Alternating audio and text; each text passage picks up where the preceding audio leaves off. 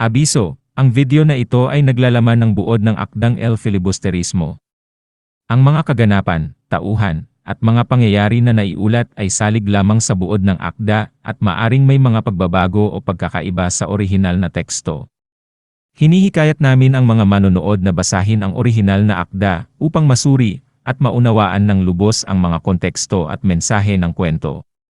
Ang pag-unawa sa buong akda ay maaring mag-iba depende sa interpretasyon ng bawat isa.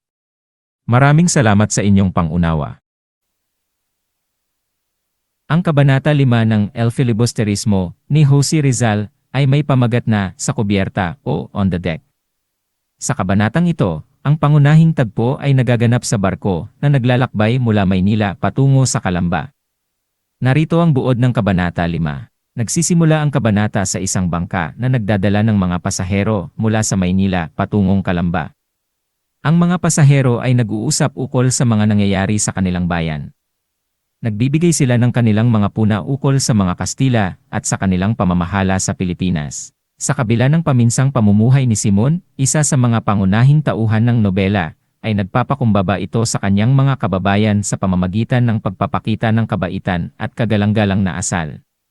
Hindi malilimutan ng mga pasahero ang kabutihang loob ni Simon. Habang ang bangka ay naglalakbay, ang mga pasahero ay nagpapakilala sa isa't isa at nagkakaroon ng mga pagkakataong magbahagi ng kanilang mga saloobin ukol sa mga isyu ng kanilang panahon.